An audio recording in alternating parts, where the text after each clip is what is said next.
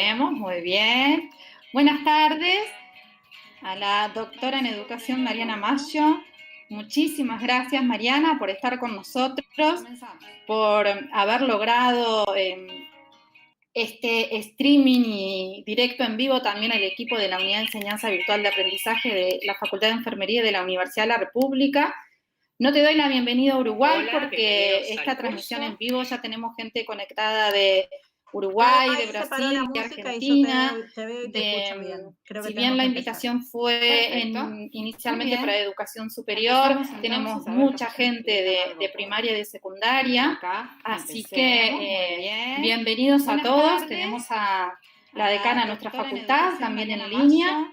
Muchísimas gracias. Así que bueno, Mariana, agradecerte muchísimo esta oportunidad que nos das de poder tener este vivo contigo, estas formas de que nos ayudes a reinventar la enseñanza en tiempos de pandemia. Esto que hacemos tanto, pero ahora es una necesidad para todos. La doctora en Ciencias de la Educación, Mariana Maggio, catedrática de la Universidad de Buenos Aires, directora de la maestría en tecnologías educativas y una gran persona. Bienvenidos a todos. Voy a aprovechar y lo voy a decir, mi gran directora de tesis de posgrado, porque fue mi directora de maestría y mi directora actual de doctorado. Así que bueno, Mariana, la palabra para ti y gracias de nuevo. Bueno, Caro, buenas tardes para vos, para la señora decana, para las y los colegas de Uruguay y también de otros países que están conectados. Para mí siempre es un gusto estar en Uruguay, aunque esté en este momento desde casa en Buenos Aires. Saben el profundo afecto que tengo por ustedes, por vos, Caro, por la facultad. Para mí es particularmente emocionante en estos días poder contar lo que venimos haciendo, lo que venimos discutiendo, trabajando juntas hace tantos años. O sea que yo súper agradecida por la invitación y bueno, contenta de compartir con ustedes algunas reflexiones. Tengo una pequeña presentación. La presentación tiene que ver con ideas que ya fui planteando en estos días, en otras conferencias, en las redes. Preparé en Instagram, por supuesto, en mis historias de todos los días en Instagram, preparé alguna cosa especial que está no solamente preparada pensando en la Universidad de la República, en la facultad, sino también en la gran trayectoria que ustedes tienen en el campo de la tecnología y en el uso de una plataforma de enseñanza virtual como es EVA. Entonces, pensé también en algunas articulaciones que puedan entrar en diálogo para los colegas, las colegas que estén aquí desde la universidad y con toda esta gran experiencia acumulada, que bueno, hoy entra en otra sintonía, pero que sigue estando ahí. Hay muchas de estas cosas que estamos discutiendo que yo sostengo ya sabemos hacerlas. Voy a compartir, si me permiten, la presentación y la idea es, por supuesto, plantearles algunas cuestiones que tienen que ver con dimensiones de análisis, pero después dejar un tiempo para el diálogo. Supongo que como esto está siendo transmitido por YouTube, las intervenciones van a estar ahí y con gusto vamos a ir a verlas para hacer algunos comentarios. Con lo cual empiezo una presentación que esperamos no sea muy larga y después nos vamos a conversar con todas las posibilidades que ofrecen las redes. Caro, ¿estamos viendo ahí bien la pantalla? Perfecto. Bueno, entonces empezar por contarles que en estos tiempos de pandemia, tiempos de COVID-19, nosotros creemos que hay una oportunidad para reinventar la enseñanza y retomar de alguna manera una idea con la que veníamos trabajando en los últimos años. Pero antes de ir ahí, quiero primero hablar del reconocimiento profundo que tengo, no solamente por lo que estamos haciendo las y los docentes, por todo el esfuerzo, la garra que estamos poniendo en este momento, dejando todo, sino también, y en este caso en particular, el reconocimiento a los profesionales de las ciencias de la salud. Esta actividad está convocada por la Facultad de Enfermería, campo con el que me he relacioné mucho a través del trabajo de Carolina y decir que, bueno, creo que en momentos como este se ve el profundo significado de la formación que se ofrece, que ofrecen nuestras universidades públicas en el Río de la Plata y en la región. Entonces, lo primero es mi más emocionado reconocimiento y bueno, creo que acá en estos momentos tan críticos nos juntamos, ¿no? Los profesionales del campo de la educación y del campo de las ciencias de la salud, pensando que podemos construir, ¿por qué no?, un mundo mejor que este. Bueno, entonces contarles, yendo al marco analítico, que vengo trabajando con la idea de reinventar la clase en la universidad. Les diría desde finales del 2015, publiqué un libro en Editorial Paidós que tiene por título Reinventar la clase en la universidad, que propone un cierto esquema de análisis que no tiene, que fue producido evidentemente antes de la pandemia, pero que hoy va cobrando nuevos sentidos, ¿no? Y quiero reorganizarlo en una suerte de 3 niveles para compartir con ustedes. El primero tiene que ver con decir que con un espíritu freiriano, para mí lo que sostiene nuestras prácticas de la enseñanza en una perspectiva de reinvención y especialmente en un momento como este es la problematización, es poder mirar la realidad y entender su complejidad y poder construir con eso, ¿no? En estos días, digo, y acá seguramente hay participantes de los diferentes niveles del sistema, una de las cosas que se discuten es, bueno, pero ya estamos bastante angustiados, mirá si vamos a hablar de COVID-19 en las clases, y a mí no se me ocurre que hablemos de otra cosa, creo que desde todos los campos disciplinares nosotros hoy podríamos estar ofreciendo articulaciones de sentido en el plano de la práctica de la enseñanza que tengan que ver con esta realidad y especialmente, bueno, en el campo de ciencias de la salud. Entonces, pensar que una práctica de la enseñanza reinventada siempre parte con un agarrarse de la realidad y construir conocimiento con esto, ¿no? Nosotros venimos pensando ya desde hace un tiempo que en este mundo contemporáneo en el que nuestros estudiantes desde muy jóvenes producen material, crean material, diseñan aplicaciones, tenemos que poder pensar también en el codiseño de la propuesta, en el codiseño de la propuesta pedagógico-didáctica. En estos días escucho mucho a estudiantes, a jóvenes y especialmente en la universidad, que no están necesariamente contentos con el devenir de las propuestas en estos días.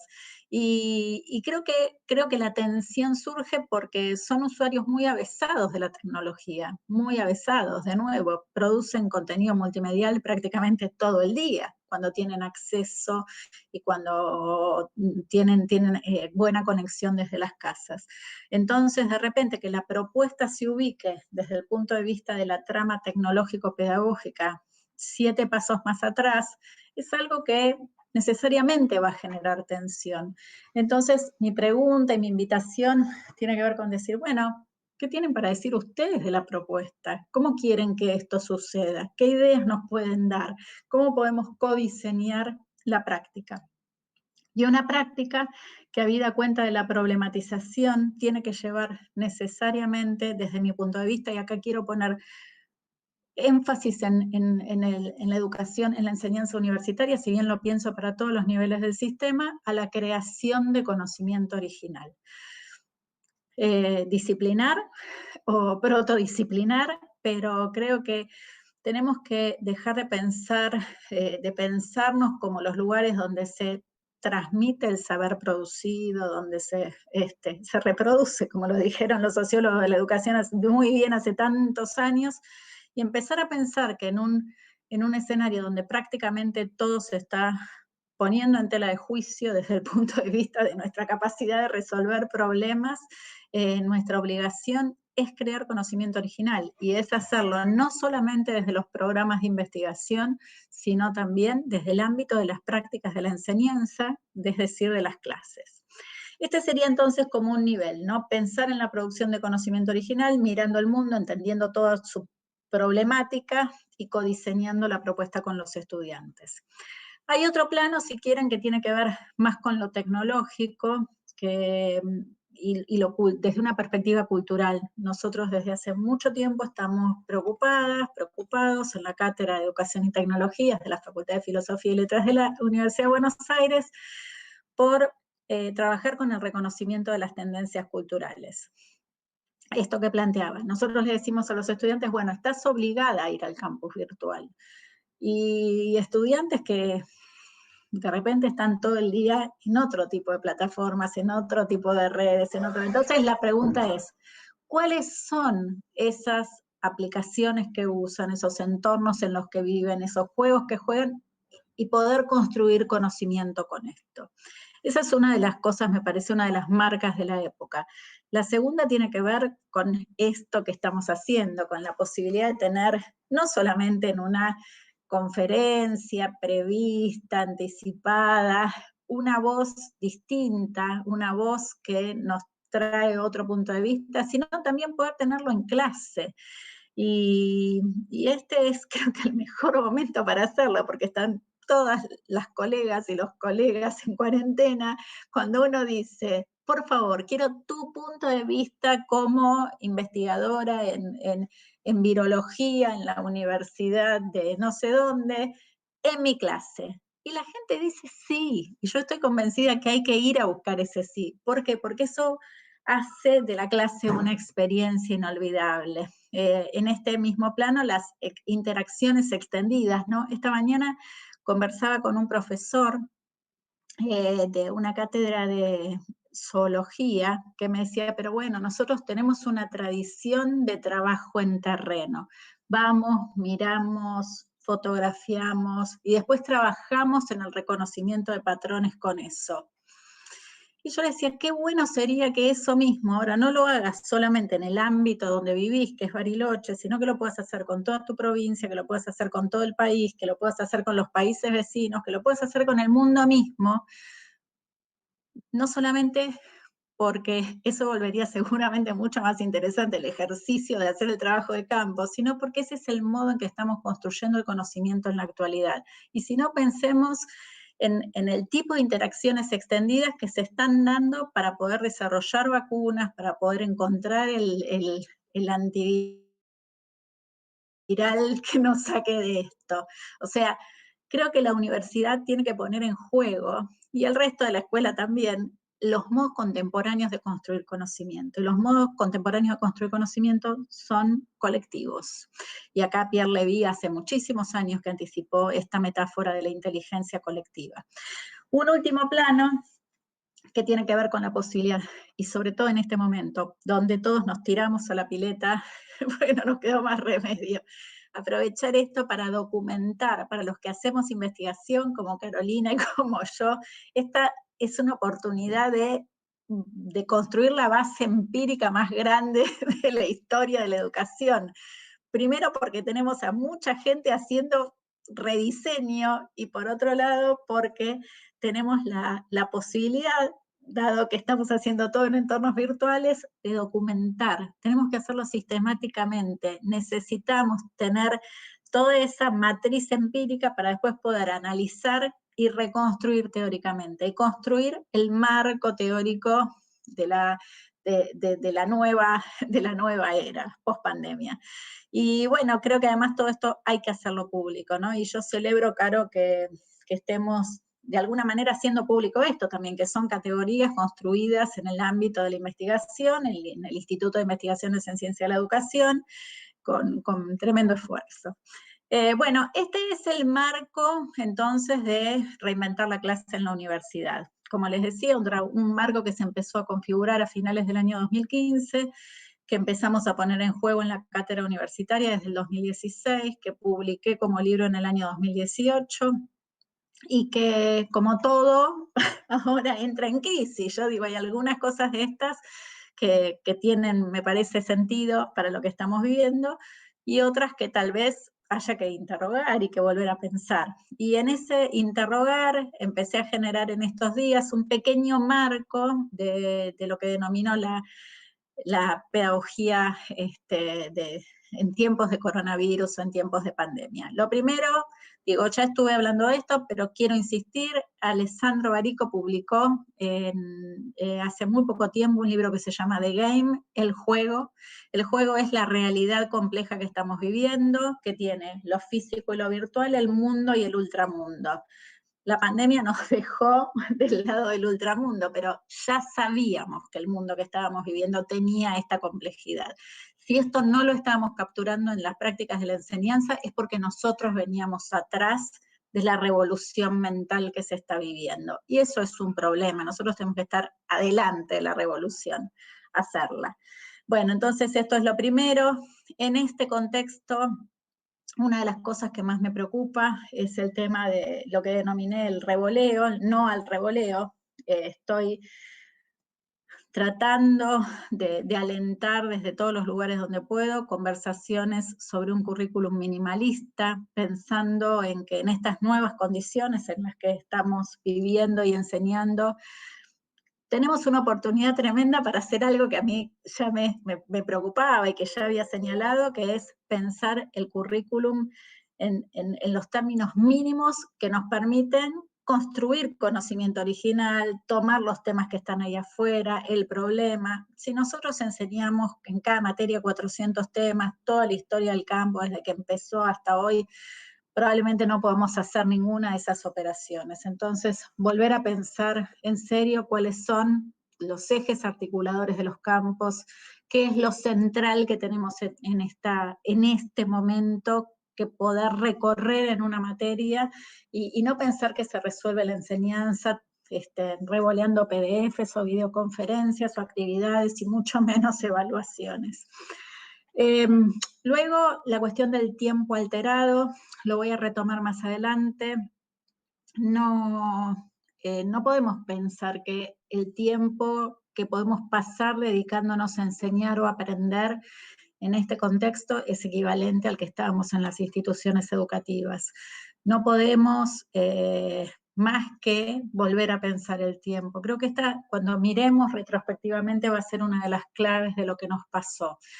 Y si bien hay ciertas presiones, sobre todo en la educación básica, respecto de estamos dando todas las horas que se supone que, pero lo que pasa es que la realidad es distinta, no podemos esperar que un chico, nosotros trabajamos en clases muy largas, 8 horas de lo que denominamos inmersión en la materia. No hay nadie que realistamente pueda pensar que hoy desde la casa un estudiante va a poder estar 8 horas dedicado a generar sin corte, a trabajar en una construcción de tecnología educativa que incluya estar prestando atención 8 horas seguidas y comprometido, involucrado. Entonces creo que tenemos que pensar en esto muy, muy, muy seriamente.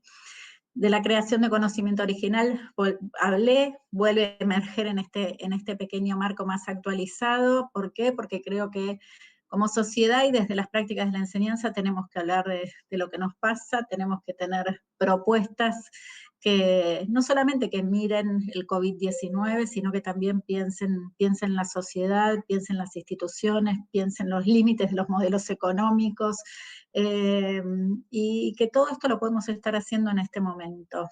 Bueno, reconocimiento, estas dimensiones ya las había recorrido, poner énfasis especialmente en una que no mencioné hasta acá, que tiene que ver con la responsabilidad política, que tiene que ver con la responsabilidad que tenemos como Estado, si quieren, como organizaciones educativas, como universidad pública, como docentes, como cátedras, de hacer que aún en este contexto, cuando que cada chico o chica que está en el sistema educativo se quede, que no se vaya, porque la sociedad ya es profundamente expulsiva, como bien lo dice Saskia Sassen. Y no solamente la pandemia, la crisis económica que se está armando alrededor de la pandemia también va a tener una trama fuertemente expulsiva. Entonces la pregunta es, qué fuerza contrahegemónica podemos construir para tratar de sostener. Y este es uno de los temas que me quita y nos quita con el equipo de la Cátedra del Sueño. Creo que se puede avanzar en este marco con mucho diálogo, con mucho nuevo encuadre, con nuevos acuerdos, con discusiones. En estos días, en las historias del día, estoy tomando el tema de la práctica en la formación docente. Es uno de los temas que está haciendo ruido en estos días, el tema de la práctica en la formación docente y de la formación práctica en general. Y yo decía, bueno, esto es la práctica, esto que estamos viviendo es la práctica, las propuestas que estamos mandando a través de los campus virtuales, bueno, esa es la práctica de la enseñanza, no hay un docente dando clase en un aula parado para que vayas y observes, pero lo que está haciendo es la práctica de la enseñanza. Y entonces, algunas colegas me decían, sí, Mariana me dice, pero esa es una historia, esa es una cuestión que está haciendo mucho ruido en las instituciones. Bueno, bienvenido, el ruido, necesitamos cuestionarnos esto, si lo que estamos haciendo todos los días dejando el alma no es la práctica de la enseñanza, entonces, ¿qué es? Bueno, pero nos lleva a revisar ciertas, a esta altura las llamaría preconcepciones, que es bien importante que las discutamos. ¿Por qué? Porque cuando salgamos de esta, esperemos que sea pronto, probablemente la única certeza que nos va a quedar es que vivimos en un mundo, como dice Barico, de doble fuerza motriz, mundo y ultramundo, y ya no va a haber un mundo físico exclusivamente desde el punto de vista de la educación, no vamos a poder volver ahí. Para los últimos resistentes, este es el momento de decir, no van a poder volver ahí. Bueno, y sobre todo quiero resaltar, y ahora lo voy a retomar en un momento, seguir siendo humanos, ¿no? Poder en este sencillo acto en el que le hablo a mi computadora y, y pienso, ojalá que todavía sigan ahí, no se haya caído nada, alguien me lo estaría avisando por celular, seguir siendo yo con mi cuerpo, con mis gestos, con mi tono de voz, con mi emoción, con la gracia que me producen algunas cosas, porque digo, esa es nuestra humanidad, y nuestra humanidad hoy se expresa así, en esta complejidad rara, pero todavía vital, y para mí eso es clave para poder educar. Quiero ir, como prometí, y esto tiene que ver con algunas de las conversaciones que tengo estos días en las redes, a ver cómo vamos con el tiempo, a la hora de la verdad, ¿no? Que la hora de la verdad es la hora en la que estamos frente a la pantalla, los alumnos que iban a estar en el aula no están, y tenemos que generar una propuesta de enseñanza. Y quiero contarles algunas como una especie de recomendaciones que fuimos armando en estos días con Verónica Perosi, con Constanza Necuzzi, con Miri Latorre, con Marina Thierry, el equipo pedagógico de la Maestría en Tecnología Educativa, que es a distancia, y se implementa a distancia desde el año 2013, de algunas de las cuestiones que a nosotras nos ayudaron mucho a sostener desde la modalidad. Yo una de las cosas que digo en estos días es, sabemos hacer la modalidad a distancia. En nuestro caso, hace 30 años que nos dedicamos a la modalidad a distancia, pero también podría decir lo mismo respecto de todos los docentes que en la Universidad de la República trabajan con un campus virtual, que no fue pensado para la educación a distancia, pero sí para el enriquecimiento de la modalidad presencial, y lo hacen sistemáticamente a lo largo de muchos años, se han participado en muchísimos procesos de formación, de muchísimas sistematizaciones, hay tesis producidas. Bueno, esta es la hora de la verdad, de sacar a relucir todo eso. Y así fue que con el equipo de la maestría empezamos a armar como no diría que son orientaciones, pero sí algunas claves que a nosotras nos ayudan mucho a sostener en términos de la modalidad a distancia. La primera es el ejercicio de presentación de un curso, de un seminario, de una materia. La presentación no es solamente el programa, no es decir, bueno, y este es el programa y vamos a arrancar con la unidad 1, es construir una presentación. La construcción puede implicar la presentación del equipo docente, contando por qué estas son las perspectivas para el programa, o contando cuáles son las cosas en las que está trabajando en la actualidad, o por qué se eligen ciertos recorridos en determinado orden. Hay que hacer un acto de presentación, no alcanza con subir un programa al campus. Esa sería como mi primera consideración. La segunda consideración tiene que ver con el inicio. Todavía hay algunos cursos que están arrancando en estas semanas o por arrancar. Nosotros empezamos la materia en el grado la semana pasada y todavía nos estamos presentando. ¿Qué quiere decir? No es que cada uno dice quién es. Estamos trabajando en la construcción de un colectivo que sea profundamente humano, donde no te veo porque no estás en clase, y muchas veces los chicos están en la clase y nadie les pregunta ni siquiera cómo se llaman, eso también hay que decirlo. No solamente quiero saber quién sos, quiero saber qué te interesa, qué pensás, qué preguntas tenés para este campo, ¿qué podemos hacer juntos en estas primeras semanas que nos transforme en un colectivo que aprende? Y eso requiere acciones de diseño pedagógico. Hay que armarlo, hay que generar una propuesta que nos permita que nuestros estudiantes aparezcan en la escena de estas clases virtuales como sujetos, con todo lo que traen, con sus preocupaciones, y que vayamos tejiendo hasta ser un nosotres, ¿no? Y eso se puede hacer, y se puede hacer les diría que en un tiempo bastante corto. Hay que elegir bien y también en acuerdo con los estudiantes cuál es el mejor modo, cuál es la mejor plataforma, dónde están, a dónde les gustaría hacerlo. Pero puede haber, quiero decir con esto, puede haber una suerte de nosotros que sostenga la construcción pedagógica que se arma si lo diseñamos en un tiempo relativamente corto. Luego, ya yendo como al corazón de la propuesta y habida cuenta de lo que mencionaba de la alteración del tiempo, es muy importante para nosotros poder pensar en la construcción de un tiempo distinto. Y en ese sentido veníamos trabajando desde hace tiempo en decir, bueno, la propuesta es la propuesta de la semana, no importa que tecnología educativa se dictaba el lunes. Lo que tenemos en este momento no vamos a ir el lunes a Puan, lo que armamos es una propuesta que dura una semana, una propuesta pedagógica que se arma en general desde un texto narrativo que les dice a los estudiantes: estamos acá, estos son los temas que vamos a recorrer, esta es la lectura recomendada, estas son las actividades que les proponemos para esta semana, que tienen que dar lugar a esta producción, que se van a hacer individual o grupalmente, un relato que arma el trabajo de la semana. Y nos parece como estructura una estructura clara.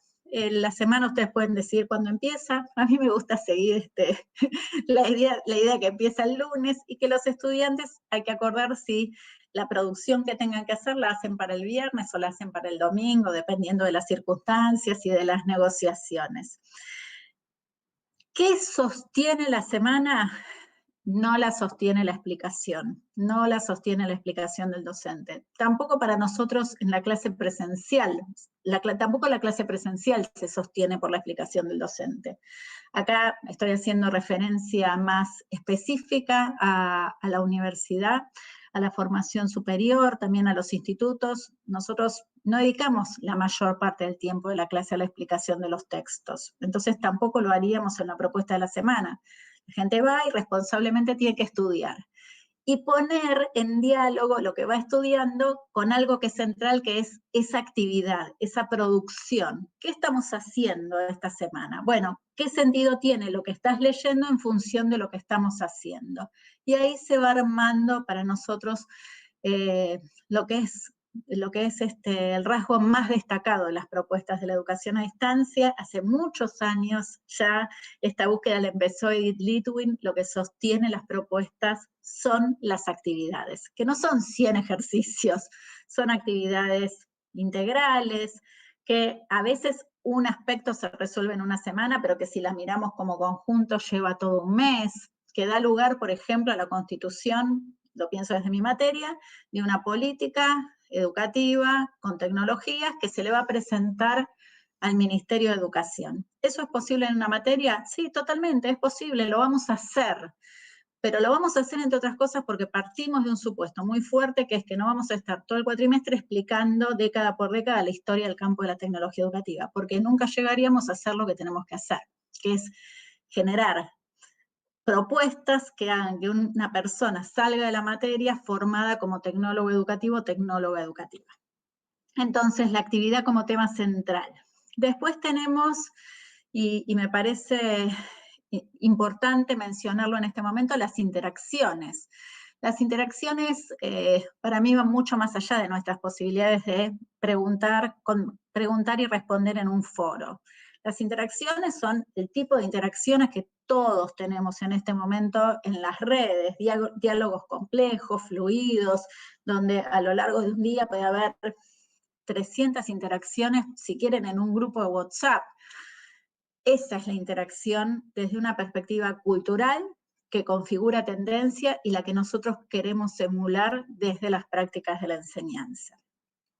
De nuevo, con esto quiero decir, adentro del campus se puede, es un poco restringido, se puede explorar y hacer articulaciones con otros entornos y con otras plataformas.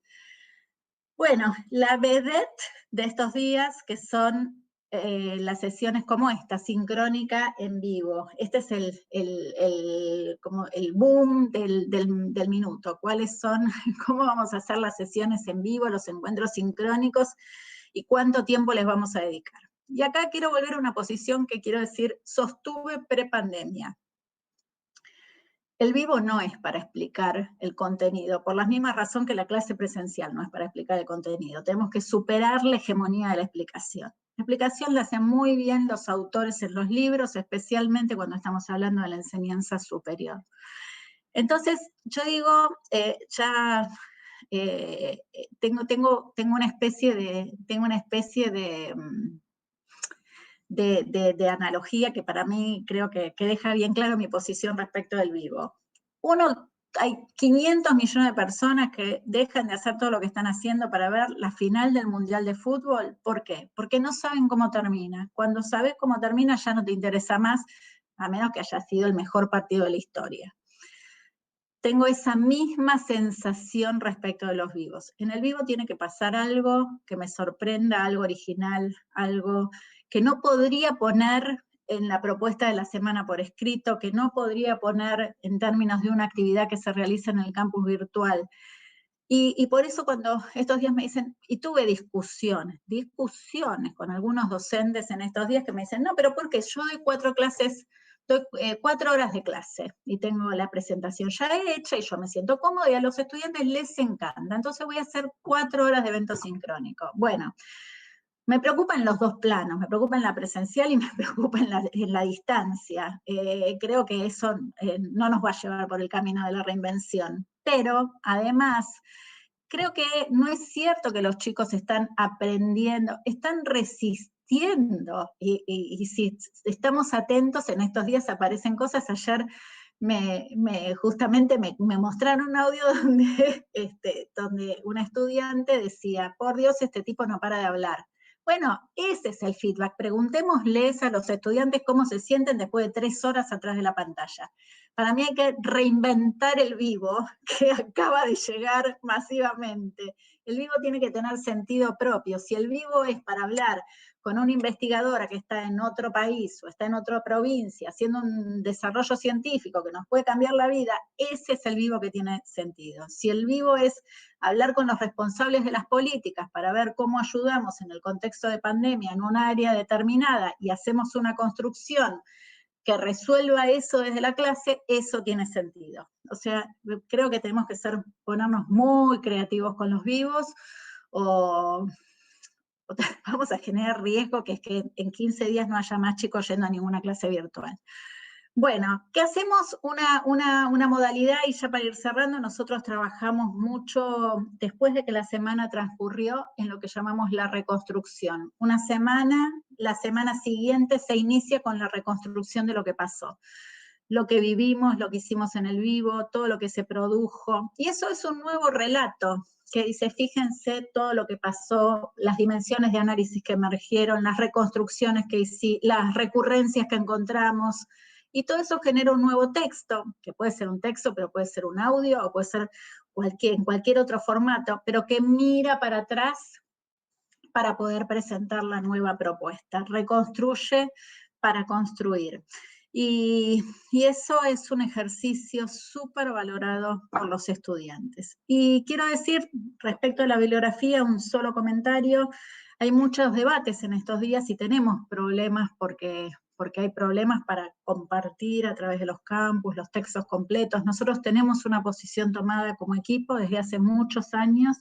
También parte del legado de Litwin es que en nuestra materia no se leen libros enteros. Se leen libros enteros, se leen libros de factura reciente, publicaciones de los últimos años, y en términos generales, si podemos, si hacemos un esfuerzo enorme por lograrlo, los autores o las autoras son parte de los vivos, lo cual cambia la perspectiva, ¿no? Primero le da sentido al vivo, pero además nos muestra, por ejemplo, que los autores ya no piensan de una producción lo mismo que pensaban hace 2 años. Qué sé yo, hoy si tuviera que escribir 2 años después, reinventar la clase en la universidad, y bueno, sería un libro completamente distinto. Este ejercicio que estoy haciendo pone en tensión parte de lo que escribí, y está bien, y eso me parece que es lo mejor que podemos dar, sobre todo si estamos pensando en el nivel superior, desde el ámbito de las cátedras, la posibilidad de tender y tejer esos diálogos. Quiero decirles que, para ir terminando, creo que tenemos que empezar a pensar en una pedagogía post-pandemia. ¿Qué vamos a hacer? ¿Quiénes vamos a ser? Lo primero es hacer todo lo que esté a nuestro alcance para que nuestros estudiantes, cuando volvamos a las instituciones físicas, sigan estando ahí, ¿no? Y que hayan aprendido todo lo posible, construido originalmente, se hayan encontrado, hayan dialogado. También pensando que no la están pasando bien, porque nadie la está pasando bien, y que nuestra propuesta tiene que poder reconocer y abrazar esa situación, y trabajar con un profundo sentido de lo humano. Y en la pedagogía post-pandemia, espero que este tiempo nos haya servido como objeto de análisis de lo que hacemos para construir propuestas que sean mucho más relevantes para un mundo que no tenemos claro cómo va a ser. Y por eso creo que tenemos que profundizar nuestras posibilidades de nuevo, de mirar, criticar, construir y generar perspectivas transformadoras. No creo que sea fácil lo que sigue, sí creo que podemos generar conocimiento para un mundo más justo, más inclusivo, que pueda anticipar fenómenos como este, que lo pueda hacer con una perspectiva de sensibilidad social, donde la gente no le esté pasando tan mal como ahora en algunos sectores, sino que podamos pensar definitivamente en un proyecto mucho más democrático, inclusivo y justo. Y yo creo que la enseñanza tiene mucho para decir en eso, y mucho para hacer en eso, y las universidades públicas tenemos una responsabilidad. Bueno, entonces les termino contándoles que estoy en Instagram, Mariana B. Maggio con doble G, todas las noches una historia sobre la educación en tiempos de coronavirus. Caro, con esto vuelvo a vos, y si te parece vamos a ver las preguntas que pudiera haber en el canal. Perfecto. Le voy a pedir a los compañeros, muchísimas gracias, Mariana. Menos mal que esto queda grabado, porque así te oíamos atentamente sin estar tomando apuntes, que es por lo menos lo que me pasa a mí con los vivos de Instagram, que tengo mi momento todas las noches y voy deteniendo algunas imágenes para poder tomar apunte. Quiero preguntarles un segundo a mis compañeros si se me está escuchando bien a mí, porque me decían que acoplaba cuando yo tenía mi micrófono, por eso ahora me puse los auriculares.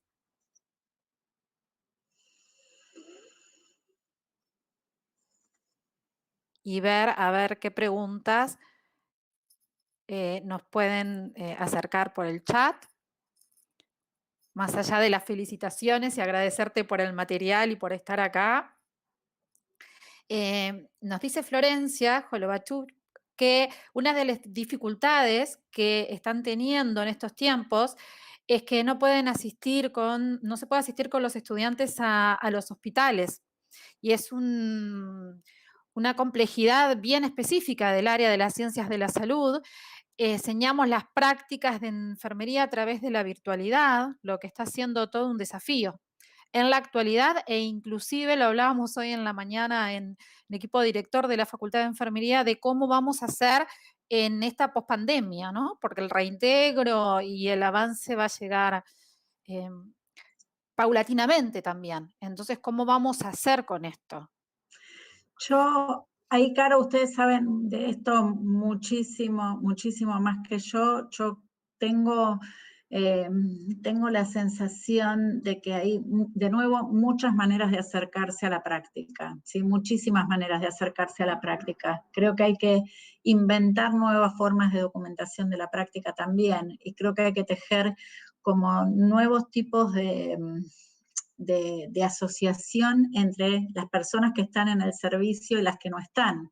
Entonces, o sea, generar incluso, me parece, nuevos modos de documentar de las personas que están en servicio, que puedan ser compartidas a los efectos de la enseñanza. Yo sé que decís, bueno, además de todo lo que estás haciendo, documentar, digo, hay que encontrar formas de registro, de documentación, incluso de capturar la experiencia a través de relatos, de poder generar microvideos con insights, ¿no? Esas comprensiones súbitas o comprensiones inteligentes, repentinas, donde si ustedes pueden trabajar en una red que genere una matriz crítica respecto de la enseñanza, creo que, de nuevo, estaríamos inaugurando una manera también inédita de trabajar desde una perspectiva pedagógica que no pasa por estar en el servicio mirando, ¿no? Creo que ahí hay que empezar como a explorar. Evidentemente, no estamos haciendo la exploración en condiciones ideales, pero me parece que tenemos la chance de pensar como ciclos muy virtuosos de colaboración, donde incluso desde el ámbito de las prácticas de la enseñanza se pudieran generar recomendaciones, se pudieran hacer algún sistema de ayuda que vuelve sobre las personas que están en servicio. Creo que hay que poder tejer, creo que tenemos que salir de nuestro modo de hacerlo y empezar a tejer por otro camino. Y de nuevo, creo que ahí hay que pensarlo mucho desde la perspectiva de la colaboración y comprendiendo que si uno mete a la práctica de enseñanza en el medio de un circuito que está tensado, tal vez mejora. Entonces, como poder empezar y creo que ahí me parece también muy interesante, en la medida de las posibilidades, que la polifonía se arme con la gente que está en la trinchera, ¿no? Y que pueda contar sus historias, no esperar a que volvamos, porque de nuevo, tal vez volvemos dentro de mucho tiempo. Entonces me parece que podemos ir ganando en una articulación creativa. Bien. Nuestra decana te felicita, Mariana, y nos dice que es como escuchar ordenadamente lo que piensa, ¿no? Después de escucharte queda más ordenado. Natalia Ponce de León nos pregunta si podés plantear algo vinculado con la evaluación en secundaria. Ella trabaja específicamente en secundaria, ¿no? Estas diferentes formas de evaluar y esta oportunidad, como siempre decís, de evaluar diferente. Sí, yo no soy especialista en educación, me remito al trabajo de los colegas, incluso Carolina tiene publicado un hermoso libro que ahora volvió a estar sobre la mesa respecto de evaluación en entornos virtuales, junto con Ada, pero solamente quiero señalar 2 o 3 cosas que me parecen importantes para pensar este tiempo. Las vine tomando en mis historias de Instagram, y me parece que por lo menos da cuenta de lo que pienso de esto. La evaluación tiene un sentido original, si quieren fundante, que fue súper destacado por Edith Litwin, que tiene que ver con poder mirar la práctica, que los docentes podamos mirar la práctica y podamos recapacitar sobre lo que estamos haciendo con la información que tenemos para lograr un mejor ajuste a los propósitos que nos dimos en algún momento. Es una mira para nosotros poder enriquecer, rediseñar, volver a plantear todo desde cero, porque lo que necesitamos es habida cuenta de que nuestros estudiantes aprendieron más o menos, mejorar la práctica para hacer que aprendan lo que tengan que aprender. Entonces eso, y recuperando el pensamiento de Edith, es lo primero que quiero decir. Lo segundo, yo creo que este es un buen momento, sobre todo porque por esta distancia que tenemos, para poder concentrarnos en las devoluciones, para poder mirar lo que nuestros estudiantes producen y para poder trabajar sobre eso, dando orientaciones, diciendo esto estaba genial, pero acá faltaría profundizar este aspecto. Me parece que sería más interesante lo que planteaste si lo pudieras hablar con tu compañero tal que lo hizo de otra manera, empezar a tejer como sobre la base de lo producido. Claro, para eso lo producido tiene que tener alguna gracia, ¿no? Digo, si son todas resoluciones algorítmicas, problemas simples de respuesta única, no hay mucho para profundizar. Entonces, me parece que si nosotros podemos avanzar en la construcción de actividades complejas, en las que tenga sentido hacer una devolución analítica, vamos a poder mejorar, no solamente, creo que vamos a poder crear mejores oportunidades para el aprendizaje, si podemos pensar la evaluación en esos términos. Entonces, mi respuesta, como mucho más concreta, sería: traten de juntar una producción que sea en algún sentido creativa, mirarla transversalmente, si quieren ver lo que recurre, y poderle devolver no solamente eso a cada estudiante, sino también al conjunto, y decir, estamos yendo por acá, estamos yendo por allá, vamos a profundizar en esta línea. Me doy cuenta, de nuevo, de un currículum minimalista que nos da este aire, que es un aire que veníamos pidiendo hace tiempo a los gritos. Ahora bien, respecto de la calificación, yo haría todo lo posible por esperar, ¿sí?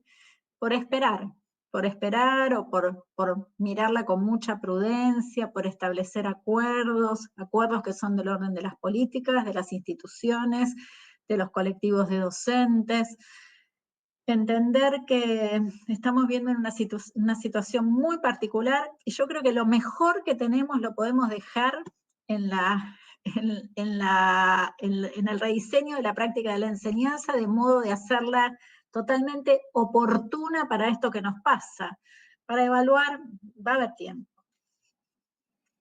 Nos decían, la profesora Fanny Rocha, que es la directora del Departamento de Educación de Facultad de Enfermería, que esta tensión, ¿no?, que se da en las prácticas tradicionales y las propuestas actuales, un tema que luego vamos a volver a compartir, Mariana, la información de la maestría en tecnología educativa, porque he tenido la oportunidad de participar y es un excelente equipo y formación, pero con la oportunidad de formarse a distancia, porque uno de los debates que está surgiendo fuertemente es, frente a esto, la necesidad de estar formados en estas instancias, ¿no? Como decís tú, este reconocimiento de ver que hay una vuelta atrás que no puede ser, porque hay cosas que estamos logrando y vamos a ver que pueden potenciar, y capaz que dedicar esos tiempos de la presencialidad a profundizar de otra manera y hacer estas estrategias diferentes. Nos pregunta, un segundo que justo se me cerró la pantalla, Ismael Rojas, si es posible de alguna manera medir los resultados de las clases en línea, en el sentido de comprobar si el aprendizaje se ve afectado o se mantiene o mejora con el cambio de las tecnologías. Ismael, yo ahí apuesto a que mejore, ¿sí? Pero para que mejore, de nuevo, y estaba leyendo que está Ada, hola Ada, que está diciendo menos es más, lo decía Perkins hace no sé cuántos años. Claro, si nos damos todas como esas revisiones, yo creo que sí puede mejorar. Y me parece, Ismael, que la manera yo no diría de medirlo, yo creo, de nuevo, voy a ir como por lo menos a lo que propongo desde este enfoque. Yo lo documentaría lo que está pasando tanto en el plano de lo que hacemos como en el plano de lo que producen nuestros estudiantes, lo analizaría cruzadamente, generaría muchas instancias de devolución para que los estudiantes puedan profundizar, alargaría los tiempos todo lo que pueda, conectaría con la realidad todo lo que pueda, y si hacemos todo eso, yo creo que por definición lo que suceda va a ser mejor. Creo que no vas a necesitar ni medirlo. Me parece que eso es algo, yo hablando con profesoras, docentes innovadoras de la región, y cuento a menudo el caso de Susana Vaca, una profesora, una maestra rural ecuatoriana, brillante, que decidió cambiar toda su propuesta y empezó a trabajar con lo que sucedía en la realidad de su área, que tenía que ver con una contaminación de los cultivos, y se dedicó un montón de tiempo con los chicos y las chicas a entender qué era lo que pasaba, hablaron con investigadores de otros países, encontraron la solución, formaron a las familias, y yo entrevistándola, digo, y aún dedicándome a esto con una cierta ingenuidad, le digo, cuando ella me termina de contar, le digo, pero, ¿y aprendieron los contenidos curriculares? Y Susana me contesta, todo lo que tenían que aprender, pero además aprendieron mucho más. O sea, son sujetos críticos, cambiaron su realidad, generaron contenido de valor para la comunidad, formaron a su familia. Me dice que, claro, y yo dije, y eso es lo que yo espero que nos pase desde la práctica de la enseñanza, ¿no? Que podamos generar una propuesta tan potente que lo que pensábamos evaluar se quede deslucido.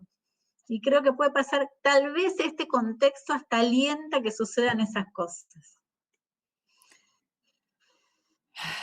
Importante sobre el currículum minimalista, nos dicen, ¿no? Y esa importancia que estás marcando y lo relevante que es.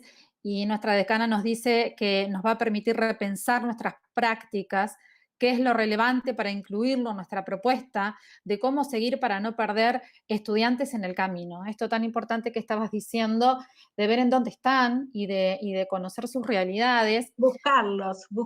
Nosotros en el equipo estamos en este momento haciendo en la construcción del nosotros en la materia.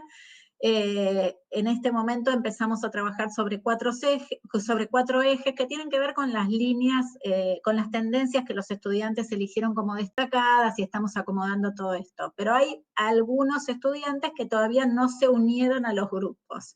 Y yo estoy segura que si pasan unas horas más y no se unen, Verónica Perossi, no digo va a quebrar la cuarentena para ir a buscarlos, pero los va a ir a llamar uno por uno. No va a dejar, nadie va a dejar que se vayan. Y me parece a veces no es el gran diseño sofisticado, es la convicción de que tenemos que estar siempre, y más en esta, al lado de nuestros estudiantes. Por ahí decían, es más importante sostener el vínculo que la evaluación en este momento. Sí, pero además un vínculo cargado de sentido pedagógico, donde estemos aprendiendo porque necesitamos aprender, porque necesitamos entender lo que nos pasa y necesitamos construir nuevos contenidos para lo que nos pasa, porque lo que sabemos no alcanza, como está revelando la realidad. Entonces yo desde un punto de vista lo vivo como un momento histórico, complejísimo, pero histórico e histórico para nuestro campo sin ninguna duda.